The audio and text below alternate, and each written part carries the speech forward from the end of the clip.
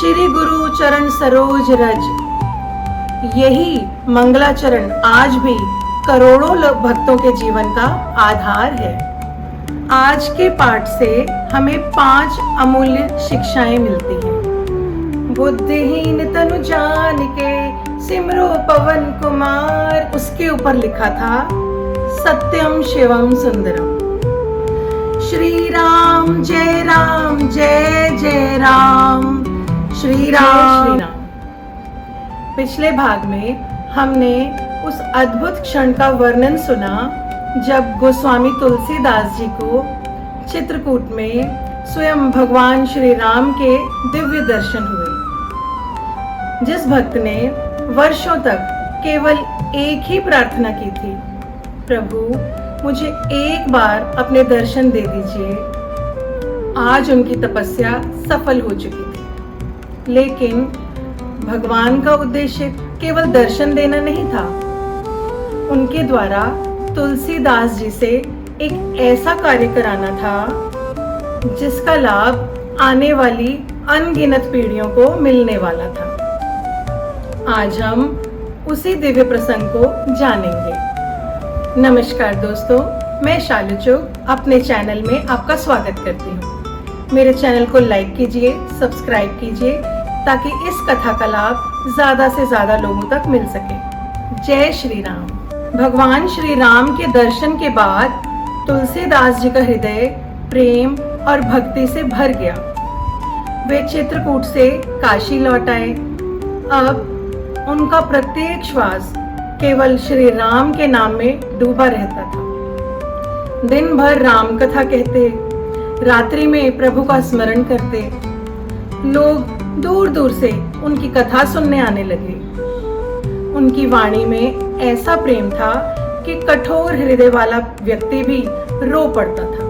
उस समय धार्मिक ग्रंथों की भाषा मुख्यतः संस्कृत थी। तुलसीदास जी भी संस्कृत के महान विद्वान थे। उन्होंने सोचा, मैं श्री राम की कथा संस्कृत में लिखूंगा। वो दिन भर श्लोक लिखते, लेकिन सुबह उठकर देखते सारा लिखा हुआ लुप्त हो चुका है। उन्होंने पुनः लिखा, फिर वही हुआ। लगातार कई दिनों तक यही लीला चलती रही। तुलसीदास जी आश्चर्यचकित थे। उन्होंने भगवान से प्रार्थना की, प्रभु यदि मुझसे कोई भूल हो रही है तो मुझे मार्ग दिखाइए। एक रात एक अद्भुत घटना हुई। स्वप्न में भगवान शिव और माता पार्वती उनके सामने प्रकट हुए। संपूर्ण वातावरण दिव्य प्रकाश से भर गया। भगवान शिव ने अत्यंत स्नेह से कहा, वत्स तुलसी, तुम्हारा उद्देश्य केवल विद्वानों के लिए ग्रंथ लिखना नहीं है। राम कथा तो हर व्यक्ति तक पहुंचनी चाहिए, उस माँ तक भी जो पढ़ी लिखी नहीं है, उस किसान तक भी जो खेत में काम करता है, उस वृद्ध तक भी जो संस्कृत नहीं जानता। इसलिए तुम लोक भाषा अवधि में श्री राम की कथा लिखो। फिर भगवान शिव ने आशीर्वाद दिया, तुम्हारा ये ग्रंथ वेदों के समान पूजनीय होगा। तुलसीदास जी ने हाथ जोड़कर प्रणाम किया। उन्हें समझ आ गया, ये केवल उनकी इच्छा नहीं, ये स्वयं भगवान की इच्छा है। समय आया चैत्र मास, शुक्ल पक्ष नवमी तिथि, वही पावन दिन जिस दिन भगवान श्री राम का जन्म हुआ था। इसी शुभ मुहूर्त में तुलसीदास जी ने श्री रामचरितमानस की रचना प्रारंभ की। सबसे पहले उन्होंने भगवान गणेश, गुरु, भगवान शिव, माता पार्वती, माता सरस्वती और श्री राम का स्मरण किया। फिर कलम उठाई और लिखा, श्री गुरु चरण सरोज रज, यही मंगलाचरण आज भी करोड़ों भक्तों के जीवन का आधार है। लोक परंपरा के अनुसार तुलसीदास जी ने अत्यंत श्रद्धा और एकाग्रता से इस ग्रंथ की रचना की। प्रत्येक चौपाई लिखने में पहले भगवान का स्मरण करा। कई बार भाव विभोर होकर रो पड़ते, कई बार लिखते लिखते ध्यान में लीन हो जाते। कहा जाता है कि इस महान ग्रंथ को पूर्ण होने में लगभग 2 वर्ष 7 महीने और 26 दिन लग गए। अब अंतिम चौपाई लिखी गई, तब तुलसीदास जी की आंखों में आंसू बह रहे थे। उन्हें ऐसा लगा मानो स्वयं भगवान श्री राम उनके सामने विराजमान है। लेकिन संसार का स्वभाव है, जहाँ प्रकाश होता है वहाँ कुछ लोग विरोध भी करते हैं। कुछ विद्वानों ने कहा, धर्म ग्रंथ केवल संस्कृत में होनी चाहिए, लोक भाषा में ऐसा ग्रंथ कैसे लिखा जा सकता है। कुछ लोगों ने तुलसीदास जी की आलोचना भी की, लेकिन तुलसीदास जी शांत रहे। उन्होंने किसी से विवाद नहीं किया, वे केवल मुस्कुराते रहे। ये ग्रंथ मेरा नहीं, ये मेरे प्रभु का है। यदि इसमें सत्य होगा तो स्वयं भगवान इसकी रक्षा करेंगे। परंपरा में एक प्रसिद्ध कथा मिलती है। एक रात श्री रामचरितमानस की पांडुलिपि को काशी विश्वनाथ मंदिर में वेद, उपनिषद और अन्य शास्त्रों के साथ रख दिया गया। मंदिर के द्वार बंद कर दिए गए। सभी को उत्सुकता थी, सुबह क्या होगा। अगली सुबह जब मंदिर के द्वार खुले, तब वहां उपलब्ध लोग आश्चर्यचकित रह गए। कथा के अनुसार श्री रामचरितमानस सबसे ऊपर रखा हुआ था। उसके ऊपर लिखा था, सत्यम शिवम सुंदरम। भक्तों ने इस भगवान की स्वीकृति माना। ये प्रसंग ऐतिहासिक रूप से प्रमाणित नहीं, बल्कि भक्त परंपरा में श्रद्धा पूर्वक सुनाया जाने वाला प्रसंग है। इसका संदेश ये है कि भगवान की भक्ति किसी एक भाषा की नहीं होती। सच्ची भावना ही सबसे बड़ा प्रमाण है। कहा जाता है कि जब जब तुलसीदास जी राम कथा कहते थे, पवन पुत्र हनुमान अदृश्य रूप से वहां उपस्थित रहते थे। इसी कारण आज की परंपरा है कि जहां रामायण का पाठ हो, वहां एक आसन हनुमान जी के लिए रखा जाता है, क्योंकि जहां राम कथा होती है वहां हनुमान जी अवश्य आते हैं। अभी तक हमने जाना गोस्वामी तुलसीदास जी का जीवन, भगवान श्री राम की दिव्य दर्शन, श्री रामचरितमानस की रचना और भगवान शिव की आज्ञा। अब समय है उस मंगलाचरण को समझने का, जिससे संपूर्ण श्री रामचरितमानस का प्रारंभ होता है। बहुत से लोग इन चौपाइयों का प्रतिदिन पाठ करते हैं, लेकिन इसके भीतर छिपे आध्यात्मिक रहस्य को बहुत कम लोग जानते हैं। आइए श्रद्धा के साथ इस दिव्य ज्ञान में प्रवेश करें। श्री गुरु चरण सरोज रज, निज मन मुकुर सुधार, बरनउँ रघुबर बिमल जसु, जो दायक फल चार। तुलसीदास जी सीधे भगवान श्री राम का नाम लेकर शुरुआत नहीं करते। वे पहले गुरु को प्रणाम करते हैं, क्योंकि भारतीय सनातन परंपरा कहती है, गुरु बिना ज्ञान नहीं, ज्ञान बिना भक्ति नहीं, भक्ति बिना भगवान नहीं।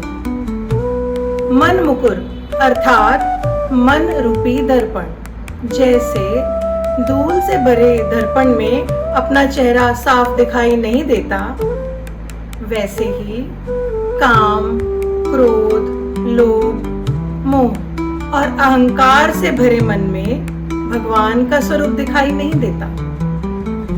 गुरु क्या करते हैं? वे नया भगवान नहीं देते, वे मन पर जमी धूल हटाते हैं। जब मन निर्मल होता है तो उसी मन में श्री राम का दर्शन होने लगता है। यही इस चौपाई का सबसे गहरा संदेश है। तुलसीदास जी कहते हैं, जो दायक फलचारी। यहाँ 4 धन कौन से हैं? धर्म, अर्थ, काम और मोक्ष। धर्म का अर्थ है सही जीवन जीने की कला। अर्थ का अर्थ है ईमानदारी से कमाया गया धन। काम का मतलब है मर्यादा के भीतर इच्छाओं की पूर्ति। और मोक्ष जन्म मरण के बंधन से मुक्ति। तुलसीदास जी कहते हैं, जो व्यक्ति श्री राम के जीवन को समझ लेता है, उसे जीवन के इन 4 उद्देश्य सहज ही प्राप्त होने लगते हैं। अब दूसरी चौपाई। बुद्धिहीन तनु जान के सिमरो पवन कुमार, बल बुद्धि विद्या देहु मोहि हरहु क्लेश विकार। ध्यान दीजिए, इतने बड़े विद्वान, इतने महान संत, इतने बड़े कवि, फिर भी वे स्वयं को बुद्धिहीन कहते हैं। यही संत की पहचान है। जिसे वास्तव में ज्ञान मिलता है, उसका अहंकार समाप्त हो जाता है। आज संसार का सबसे बड़ा संकट क्या है? ज्ञान की कमी नहीं, विनम्रता की कमी। तुलसीदास जी हमें सिखाते हैं, सीखने वाला व्यक्ति कभी बड़ा नहीं होता, झुकने वाला व्यक्ति बड़ा होता है। इस चौपाई में तुलसीदास जी 3 चीजें मांगते हैं। बल, सिर्फ शरीर का नहीं, मन का बल। दुख सहने का बल, सही निर्णय लेने का बल, धर्म पर टिके रहने का बल। दूसरा, बुद्धि, ऐसी बुद्धि जो सही और गलत में अंतर कर सके। तीसरा, विद्या, सिर्फ डिग्री नहीं, जीवन को समझने वाली विद्या। और अंत में प्रार्थना, हरहु क्लेश विकार। हे हनुमान जी, मेरे भीतर के द्वेष दूर कर दीजिए, क्योंकि सबसे बड़ा शत्रु बाहर नहीं, हमारे भीतर बैठा है। संत कहते हैं, भगवान का नाम स्वयं भगवान से भी अधिक सुलभ है। यदि जीवन में प्रकाश चाहिए तो अपनी जीवा पर राम नाम का दीपक जला लो। राम नाम केवल उच्चारण नहीं है, राम नाम मन को स्थिर करता है, क्रोध को शांत करता है, भय को दूर करता है, आशा जगाता है और धीरे धीरे मनुष्य को भगवान के निकट ले जाता है। अब श्री रामचरितमानस का बालकांड प्रारंभ होता है, लेकिन तुलसीदास जी तुरंत श्री राम के जन्म का वर्णन नहीं करते। वे पहले भगवान शिव, माता पार्वती, संतों, गुरु, माता सरस्वती, गणेश जी और श्री राम की वंदना करते हैं।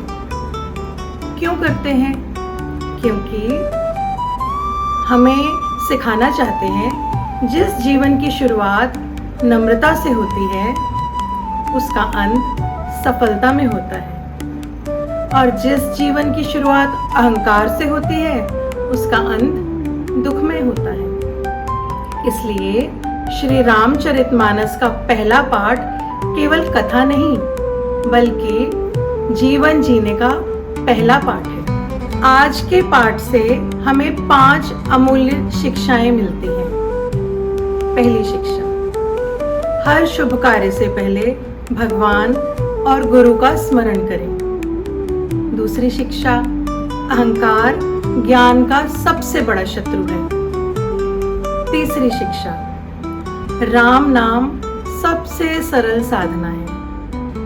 चौथी शिक्षा, भगवान तक पहुंचने का मार्ग प्रेम, सेवा और विनम्रता है। पांचवी शिक्षा, जो व्यक्ति प्रतिदिन थोड़ा समय भगवान के नाम को देता है, भगवान उसके पूरे जीवन का ध्यान रखते हैं। आइए वीडियो समाप्त करने से पहले सभी अपनी आंखें बंद कर लीजिए।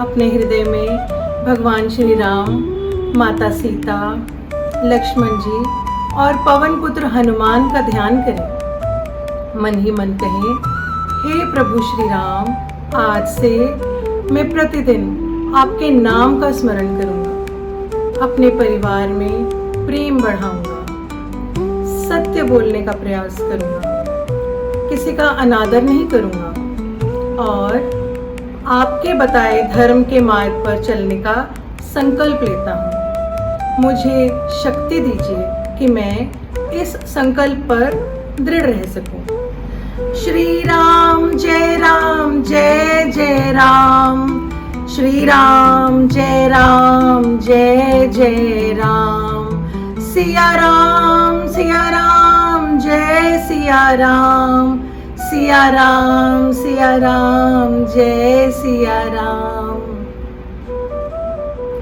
पवन तनय संकट हरन मंगल मूर्ति रूप, राम लखन सीता सहित हृदय बसहु सुरभूप। सियापति रामचंद्र की जय, मेरे प्रभु रामचंद्र की जय।